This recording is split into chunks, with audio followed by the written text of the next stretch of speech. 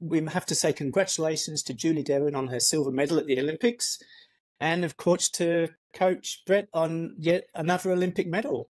Officially 5, I believe.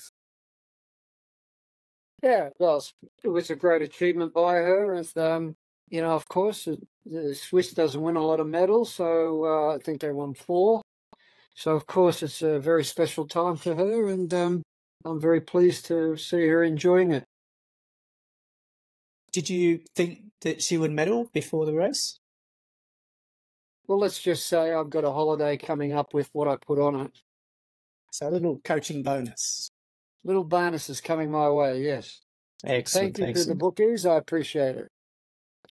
Going into the race, did you notice Julie or observe Julie under pressure and the expectations weighing on her? Or how did she cope with that? Well, I think, as you know, everybody thinks Julie was just an upset. Because you're there from the start, that this has always been our goal. And so we tried to tamp down her expectations because the last 12 months she's improved again.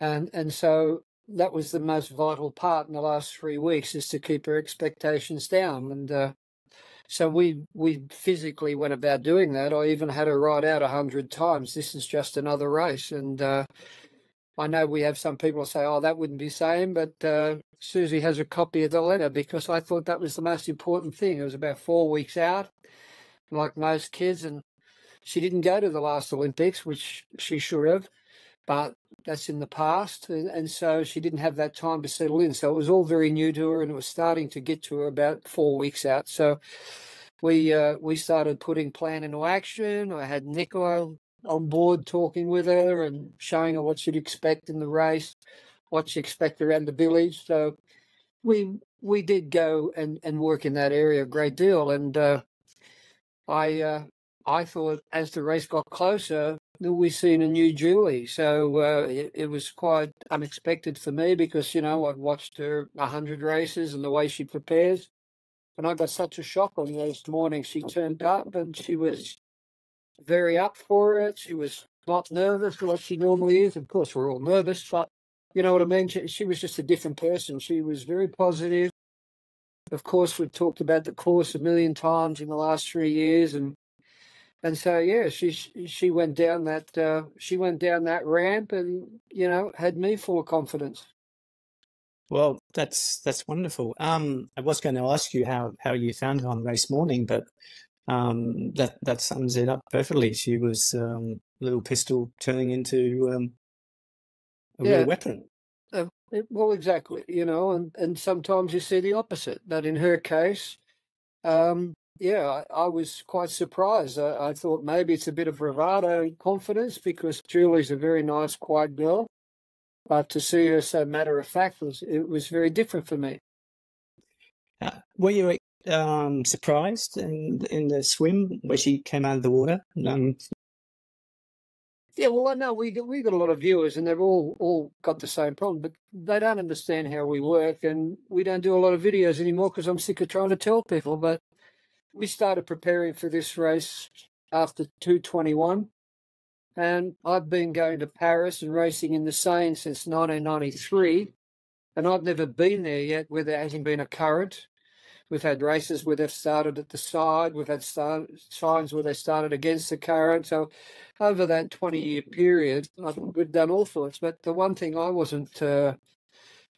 didn't surprise me is when we turned up and there's a raging current in the river. So straight away, that gave her confidence, because, as we know, she's usually a minute 30 down out of the swim. But we prepared her to be swimming against the current for the last 3 years. Now, as part of that preparation, if we go back to 212 Olympics and Nicola winning the gold medal in London, the day after, you changed her stroke because Rio is going to be a rough water swim. Exactly. Can you reveal any of the training changes you made in terms of Julie's preparation? We completely changed her stroke as well after 221 when she didn't get picked in the Tokyo. So we changed the stroke to be a more open water stroke like Australian surf swimmers, so the Australians will understand, everybody won't, because I knew in my own heart that this race suited her, the course suited her more than maybe any other athlete there, because even if there was a small current, it helps people who are not fast to be a bit faster. And then coming up into the current, if you're not very, very strong and very, very fit, you're going to pay for it. And that happened to a lot of very good swimmers who they were all complaining at the end of the race, plus picking the right side on the picking the right side on the pontoon.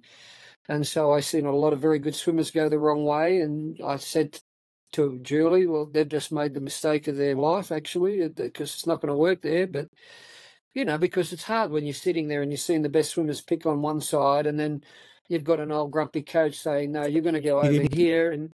But the current's running stronger over there. And I said, well, just trust me on this. I know about currents, and it looks like it's stronger over there, but you have to be on the left-hand side, and then you have to get over as far as you can. I don't want to see anybody between you and the pier on the way up into the current.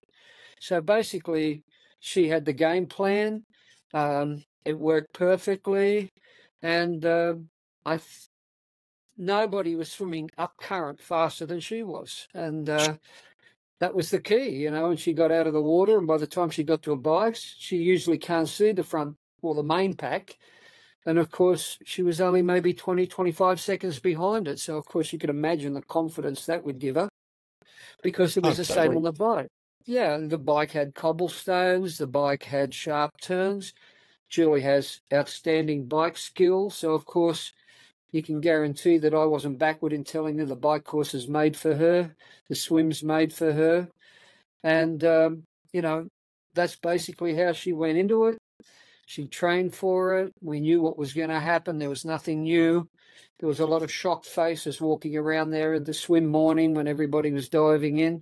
We never got in. We never got in at any stage. We just watched the current, and I said, look, this is where I think you're best to be. This is how we're going to swim it.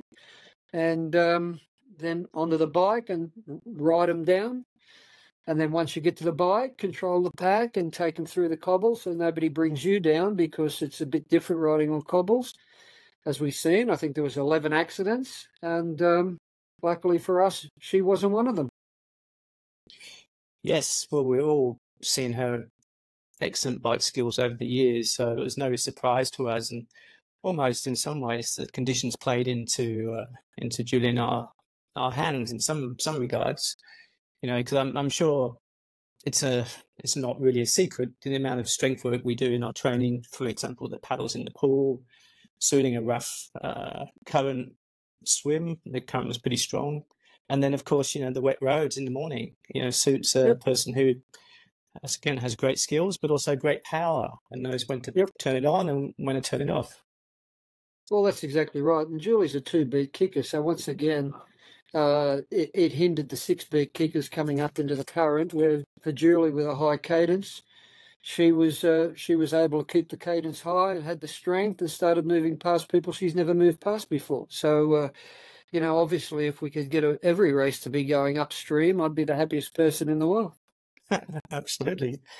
And of course, when she led out of T2, starting the run, was that part of your plan in terms to just go to the front and just push the whole way? Well, I could be a genius and say that, but I can tell you what she said to me. So, our problem, which is a lovely problem to have, is Julie in the last 12 months, his run's improved immeasurably. And it's been improving for the last 6 years. So it's just each year she gets a little better and better and better. But at the start of this season, she started hitting times, and I've got all those records of Emma Snowsill, Nicola Spearig, Siri Lynn. I have all their times, and we do the same. We do the same sessions now as we did back then. The world's moved on, but I haven't, and so we could compare. And all of a sudden, she started hitting times that Nicola hit, which she couldn't believe herself. And I think if anybody said what was the major worry with you, is she didn't believe she'd improved as much as she had. And then when we said we're going to follow the Nicola program, and she did the 2 half Ironman races, before the race because we were out to make her stronger. We said we're going to make every metre hurt these people. And it was quite funny because she said when we talked about it, the plan was she's very good in a transition. She's very good in a transition. And so she was quick. She was out and she said, okay, I settled into my pace and I thought I'll wait for them to come past. And then if I can, I'll jump on the first four because as we know, they're three very, very good track runners. You know, they're outstanding running athletes. They're not really triathletes. And so we knew what was coming. And she said, I thought if I can sit on the back of those four for a couple of K and they'll break me away from all the triathletes. And then I'll just try to hang on. And so, of course, she said, I went 400 metres and nobody come past. I went 600 metres and I thought, when are they coming past? And she said, I had a little look around one of the corners and I thought, geez, they're hurting as much as I am. And she said, then I went for it from the 2.5. I thought, back to our plan, let's hurt them every metre. Don't give them an easy metre. And that's what she did, you know, and she kept going and the diesel that was become a steamroller, you know. So look, it's one of those things, Robbie. It was the perfect race. It was the race of her life, and the course suited her. And if everything, you know what it's like, if all the everything all the stars aligned. It's exactly right. The stars aligned. She knew she could do it, and so everything we've been telling her about just fell into place. So and of course and of course not only the stars aligning, but the overnight success in quotes built off the back of 8 years of hard work every single day and pushing through and dealing with the tough times, which has been a few, like there always are, and not giving up. Well, I think one of the biggest things in her favour is, you know, there's two things. One, subliminal. She's training with Nicola for the last 7 years. She's been training with Daniela Riff. When Nicola was running 400s when she was a kid, she was running 300s. And when Nicola did the 300s, she was in 200s. And when Nicola was doing the 200s, she was doing the 150s. But she did the same training. And it just didn't do it as fast and didn't do it as long. But each year it got better and better and better. And, you know, we had 4 or 5 girls that were there, all more talented than she was. But they all, at some stage, you know, dropped off. They didn't like the way we train. And, you know, it's repetition, repetition, repetition. And that suited her psyche. It never bothered her. She, you know, we just kept doing the same things. But what happened was, each year it just got a little faster and a little faster and a little faster. And of course, you've mentioned already Nicola's role in Julie's success, you know, being a mentor. How much do you know, put down to that contributing? I think it was a big factor. I don't think it was a big factor. I think it was the whole factor. Now, Nicola brought me to her after she got tested by the Swiss Federation, and you know, you trained her for 5 months and she couldn't swim at a site in the dark night. And that's why Nicola said, you've got to fix her swim. She said she rides quite well. She can't run, but I know you'll fix that. But so we don't want to talk Julie down. But, you know, I think she's the perfect athlete for all our visitors because she's just Miss Average who used what we love, you know, persistence, discipline. You know what I mean? Just everyday training, never missed.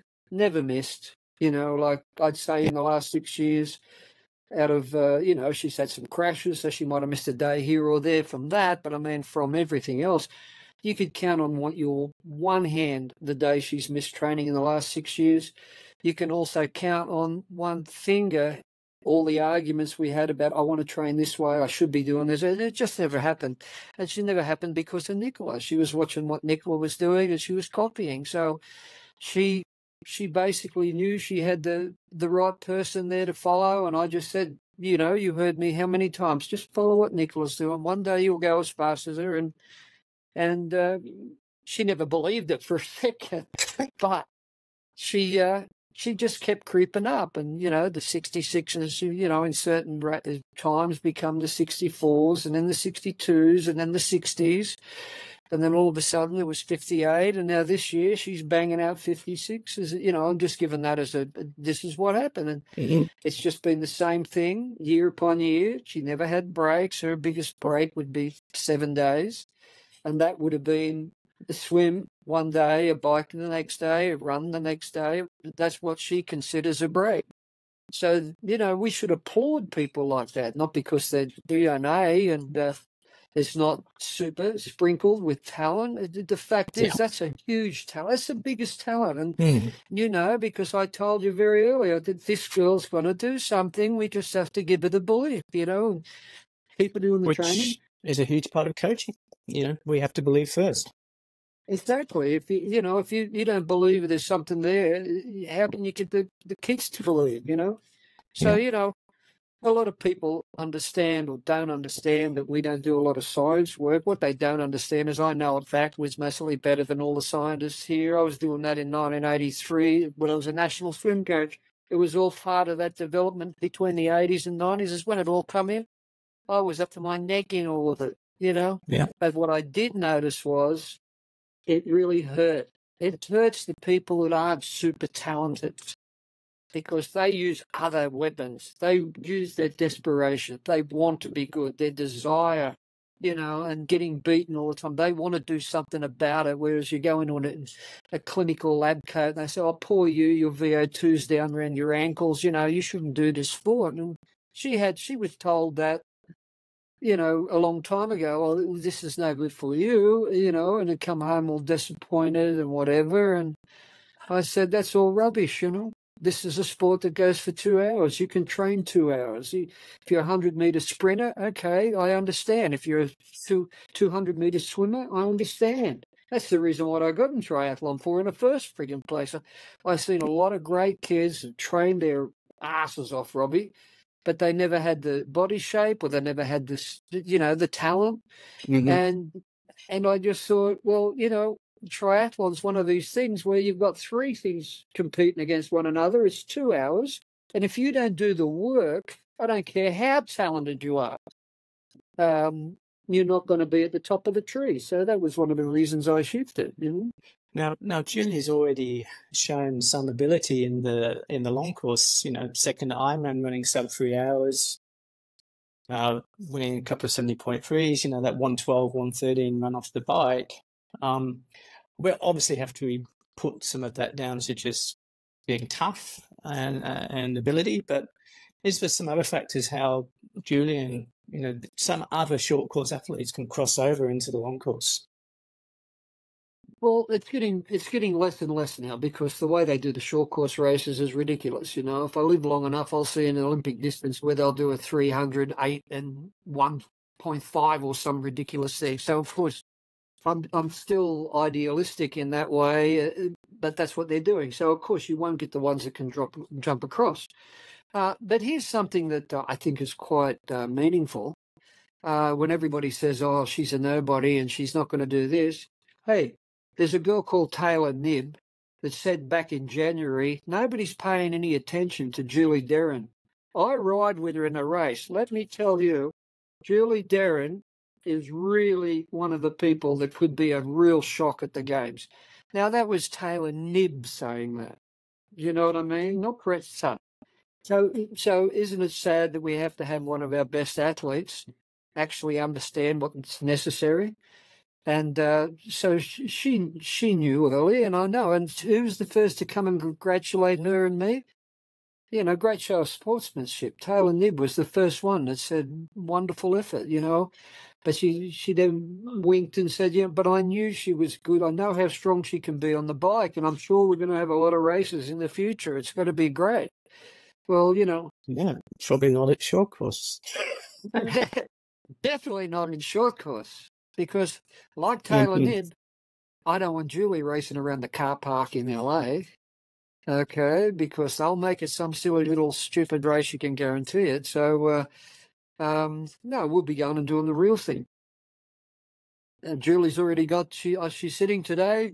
I'm going out after this in the next 5 minutes, and I'm watching her sit on the time trial bike for the first time for the last 3 years. because people don't realise, and I'd like to put that to show you what type of talent she does have. She did those 2 half Ironmans on her road bike and with training wheels. And I said, that's your handicap. You want to go to the Olympics? This is the bike you're going to be riding in the Olympics. This is the bike we're riding today. So I know you mentioned the times. I never go into times because courses are different or whatever, but you can compare them. So, of course, when I seen her run 3 minutes faster than Nicola at Rappersville, and I thought Nicola had a great day, and then Ashley Gentle, she ran 4 minutes faster than Ashley Gentle. The form was on the board, and people like Taylor Nibb knew it.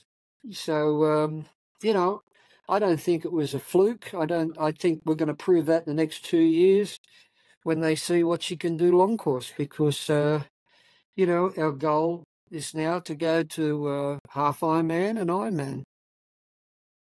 Wonderful, wonderful. Well, thank you for your time, Brett. And of course, a huge congratulations again to Julie. We're all extremely proud of what she's achieved, and we know how hard she's worked and what she's put into that. So that's something really special.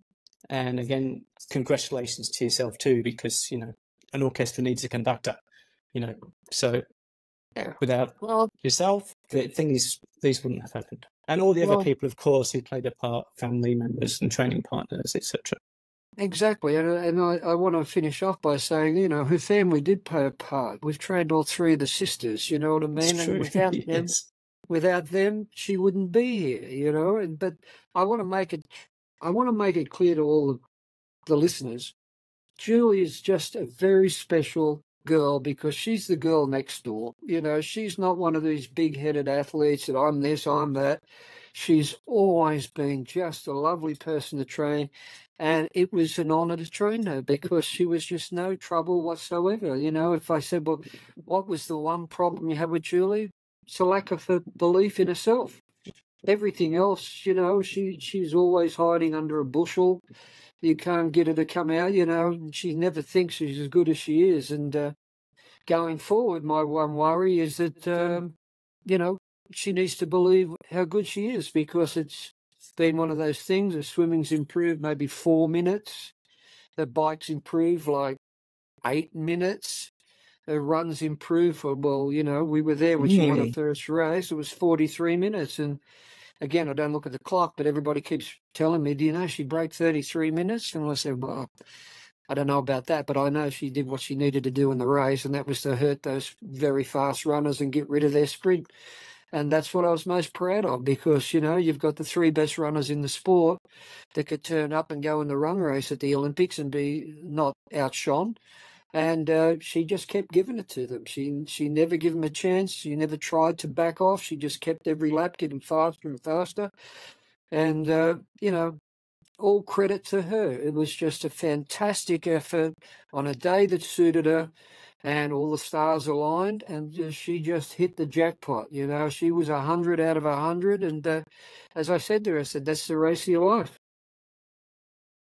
And it surely was. Well, thank you very much, Brett. And maybe people know that we give nicknames, or you give nicknames to various athletes. So perhaps there'll be a request to rename Little Pistol to Pistol. Well, we can't name a Pistol because her sister's called Pistol, so she's the Little Pistol because she's the little sister. Well, that is true. A lot of pistols in this family.